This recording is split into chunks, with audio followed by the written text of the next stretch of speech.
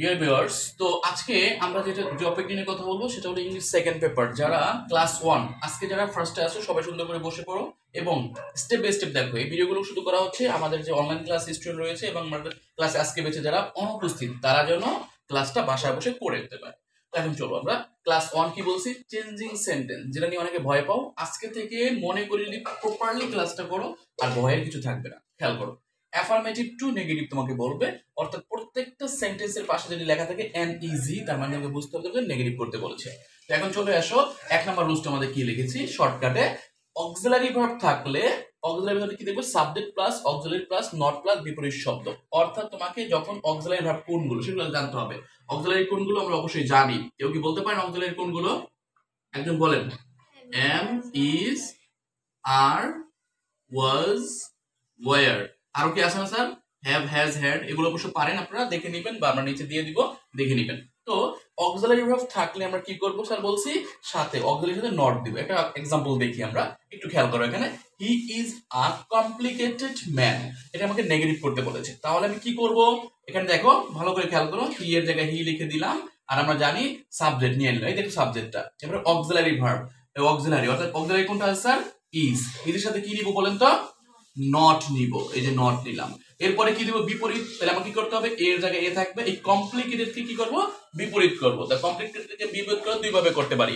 একটা হলো ইজি দিয়া করতে পারি, আর একটা দিয়া করতে পারি বলেন তো স্মুথ দিয়া করতে পারি। আপনি যেটা দিয়া করেন দুইটা দিয়েই করতে পারবেন, অর্থাৎ পরীক্ষার সময় দুইটা দিয়ে আপনি করতে পারবেন। এরপরে দিয়ে দিবেন ম্যান। এখন প্রশ্ন হলো স্যার কি পরিবর্তন করলাম, ভালো মতো খেয়াল করো। এখানে অক্সিলারি ছিল, অক্সিলারির সাথে আমি কি দিয়েছি? নট দিয়েছি। আর কমপ্লিকেটেড এটাকে কি করেছি? অ্যাডজেক্টিভ বলেছিলাম, বিপরীত শব্দ, এটাকে আমি পরিবর্তন করেছি। যদি পরীক্ষার সময় এরকম আসে he is a good man, তাহলে কি হবে? অবশ্যই বুঝতে পারছেন, he is a good man. আপনি বলেন কি হবে? He is a good man, তাহলে কি হবে বলেন? He is not a bad man. এই তো গুড। তাহলে আমি হি ইজ নট দিয়ে দিবেন। কেন? হি ইজ এর পরে কি দিতে হবে? নট দিতে হবে। আর এ দিবেন, গুডে দিয়ে কি হয়ে যাবে স্যার? Bad man. এই তো গুড। এই তার মানে আপনি ক্লাসে মনোযোগী আছেন। যেটা ক্লাসে মনোযোগী নাই ওরে কইলাম না, পরে বাইরে পাঠাই দেব। এরপরে আসেন, every book has a something new. এখন একটা রুলসে আসি আমরা। পরের রুলসটা দেখো সবাই একটু খেয়াল করো। এভরি তাহলে কি হবে স্যার? There is no. কি বলছি স্যার? There is no.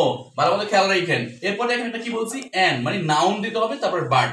এই বার্ডটা সবাই ভুল করে, বারবার বলছি বার্ডটা কেন ভুল করে। এবং প্রত্যেকটা স্টুডেন্ট যতগুলো খাতা দেখছি অনেক স্টুডেন্ট এই ভুলগুলো করেছে। তো এখন আসেন আমরা দেখি এভরি বুক হ্যাজ। তাহলে আমরা এভরি থাকলে কি দিব বলছি? রাতুল বলেন এভরি থাকলে কি বসবে? দেয়ার ইজ নো বসবে। তাহলে কি বলবে? There is no. এই তো দেয়ার ইজ নো। এরপরে আমি কি বসাবো বলছি বলেন তো? দেয়ার ইজ নো এর পরে কি বসাবো? নাউন। এখানে নাউনকে মনে রাখবো, একটু ভালো মতো খেয়াল রাখবো, সবাই একটু বোর্ডে খেয়াল রাখো। এভরির পরে যে থাকে সে সবসময় নাউন। এভরির পরে ম্যান থাকতে পারে, এভরির পরে বয় থাকতে পারে, এভরির পরে মাদার থাকতে পারে, এভরির পরে বুক থাকতে পারে। যা থাকে সেই হলো নাউন। আর নাউনটা আমি এখানে বসাবো। এই বুক আছে, বুক বসাইলাম। এরপরে নাউনের পরে সবসময় একটা কি বসাতে হবে স্যার? বাট। কি বসাতে হবে? বাট। তারপরে হ্যাজ, যা আছে আমি তা লিখে দিব, তাহলে কিন্তু আমাদের হয়ে যাচ্ছে। এরপরে চলে আসেন এভরি স্টুডেন্ট, এটা অবশ্যই পারার কথা। এরাও কিসের রুলস? Every rules. এখন বলেন স্যার, আপনি বলেন এভরি স্টুডেন্ট কি হবে? There is no no. তারপর কি হবে? student. স্টুডেন্ট। তারপর কি হবে?